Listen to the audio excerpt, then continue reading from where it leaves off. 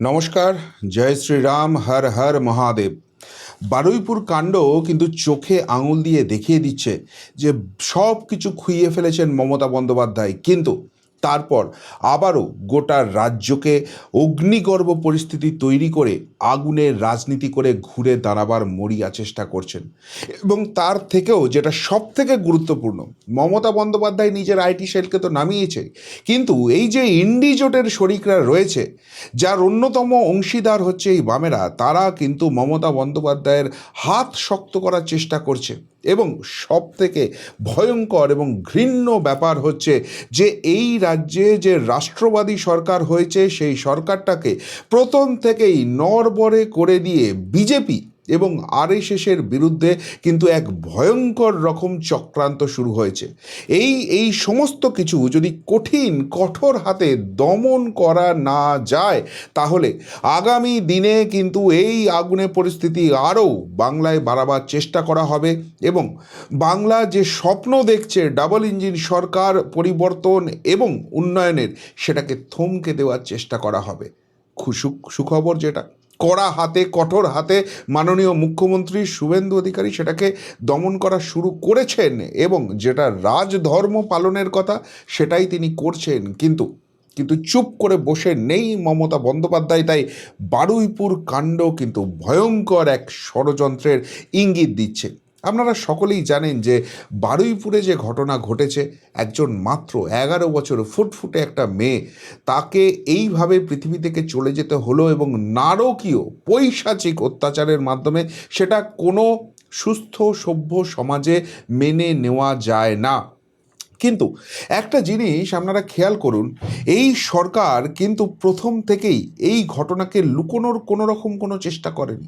গত 15 বছরে আমরা পশ্চিমবঙ্গে পার্ক স্ট্রিট থেকে কামদুনি, হাঁসখালি থেকে সন্দেশখালির মতো একদম হৃদয় নাড়িয়ে দেওয়ার মতো ঘটনা দেখেছি। কিন্তু তারপর তৎকালীন মুখ্যমন্ত্রী, একজন মহিলা মুখ্যমন্ত্রী হিসেবে মমতা বন্দ্যোপাধ্যায়ের ভূমিকাটা ঠিক কী ছিল?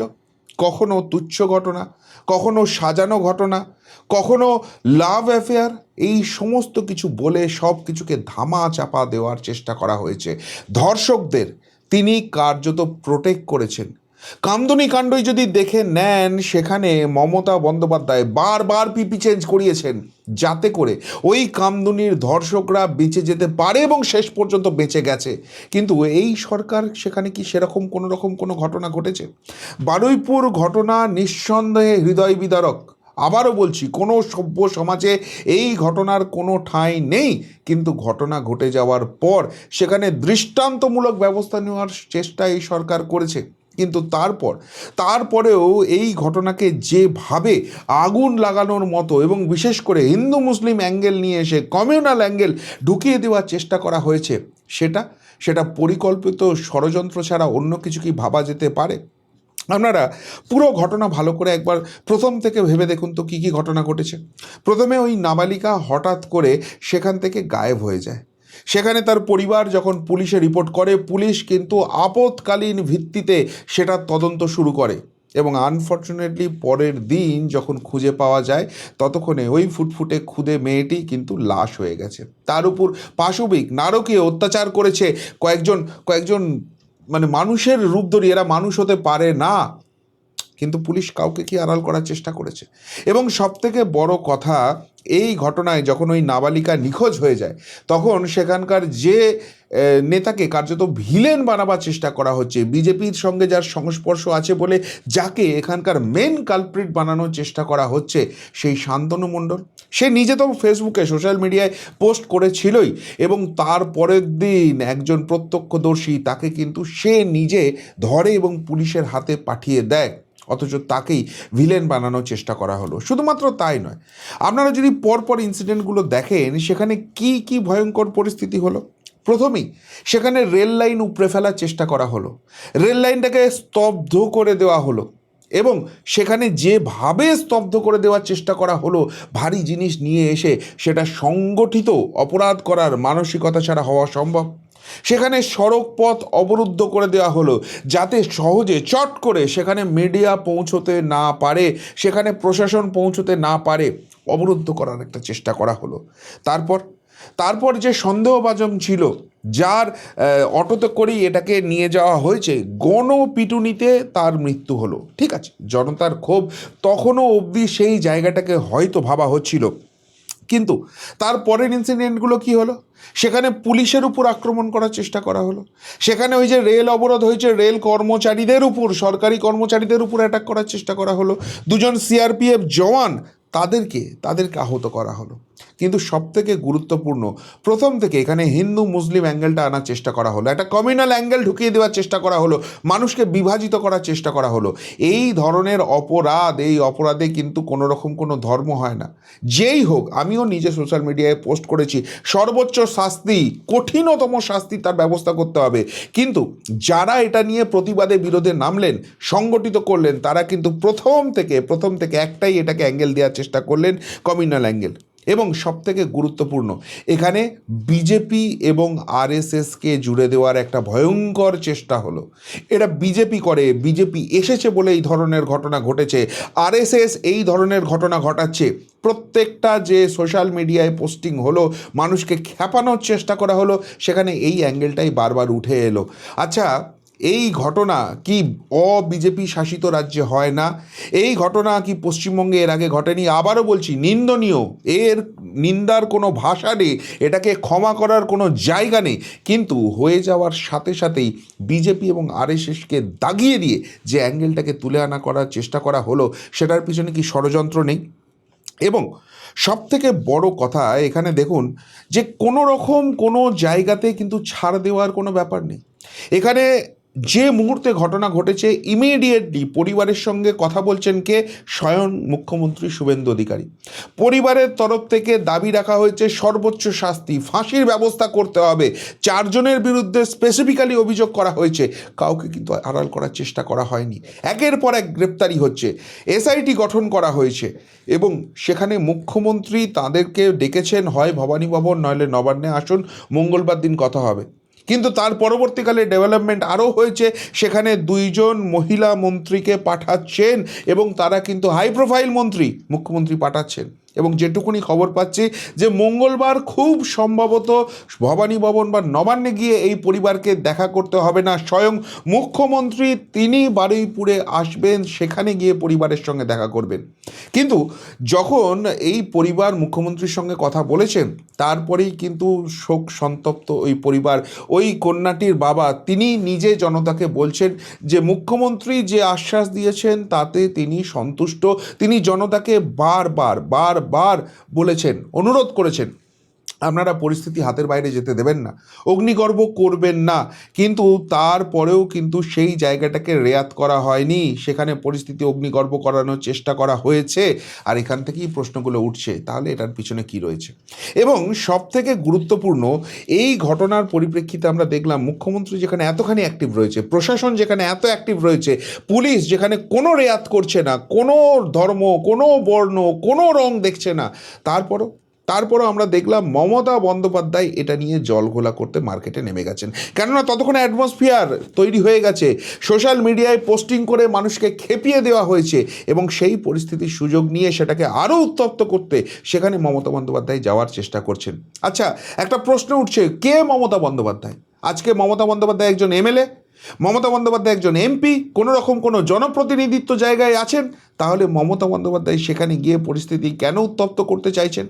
কেন মানুষকে ভুল বিভ্রান্তিকর তথ্য দিতে চাইছেন? আবারও বলছি, এই মমতা বন্দ্যোপাধ্যায়ের গত 15 বছরে এই ধরনের নারকীয় ঘটনার সঙ্গে সময় কি ভূমিকা ছিল?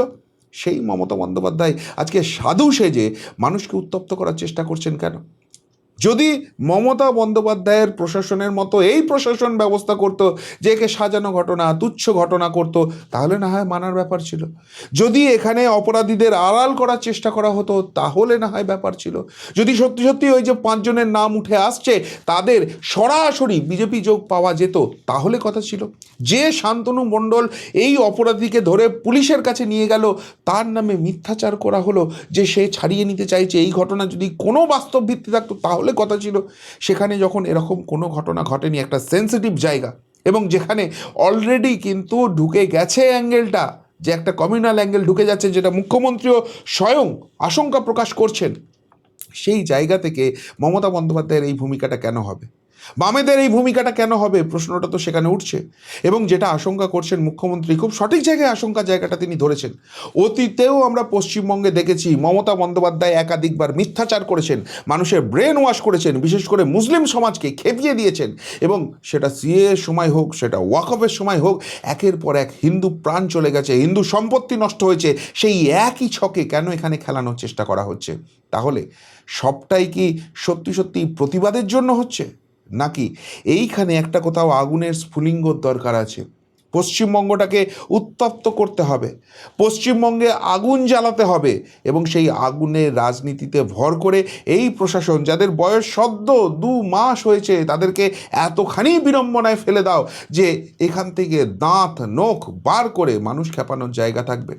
অনেকগুলো প্রশ্ন উঠে যাচ্ছে, কিন্তু তার থেকেও বড় প্রশ্ন উঠছে যে এই যে প্রশাসন, যেটা মাননীয় মুখ্যমন্ত্রী বলেছেন যে দোষীদের তিনি ব্যবস্থা করবেন, পরিবার যেরকম সর্বোচ্চ শাস্তির চেয়েছেন, দাবি করেছেন, সেই জায়গাটা তিনি এনশিওর করবেন।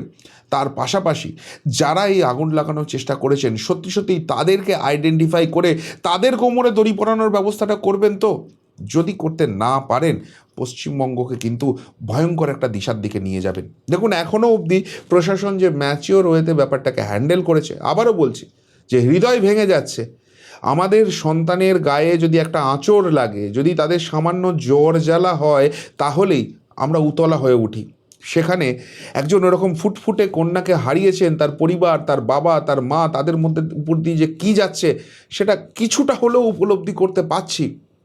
কিন্তু সেই পরিস্থিতিতে ঘটনা ঘটে যাওয়ার পর যখন প্রশাসন অ্যাক্টিভ হচ্ছে, তখন পরিবার তার উপর আস্থা রাখছে, কিন্তু ওই মায়ের চেয়ে মাসির দরদ বেশির মতো এরা এই ধরনের পরিস্থিতি ঘটাচ্ছে, পুলিশের উপর অ্যাটাক করছে, সরকারি কর্মচারীদের উপর অ্যাটাক করছে, এবং এই জায়গাটায় মানুষকে খেপানোর চেষ্টা করছে। এটা কিন্তু ভয়ঙ্কর ইঙ্গিত। একে এখনই যদি ভালো করে বকলস পড়ানো না যায়, একে যদি হ্যান্ডেল করা না যায়, তাহলে কিন্তু সত্যিই অনেক অশনি সংকেত অপেক্ষা করছে। বহু কষ্টে পশ্চিমবঙ্গের ডাবল ইঞ্জিনের সরকার হয়েছে, বহু কষ্টে পশ্চিমবঙ্গ আবার পজিটিভিটির রাস্তায় হাঁটছে। সেখানে এই ধরনের বাঁতরামি ইতরামি করার জন্য কিন্তু এখনও সিস্টেমের মধ্যে অনেকে ঢুকে বসে আছে। সবথেকে বড় প্রমাণ অন্নপূর্ণা ভাণ্ডার, যেখানে দেখা যাচ্ছে যারা যোগ্য তাদেরকেও রিজেক্ট করে দেওয়া হচ্ছে। এর মধ্যে স্টাফ নেই, এর মধ্যে যারা আছে তারা অনিয়ম করছে, বেনিয়ম করছে, কিন্তু ইন্ডিকেশানটা তো একটাই, এই সরকারকে শেষ অবধি মুখ পোড়ানো, তাদেরকে শেষ অবধি বিড়ম্বনায় ফেলা।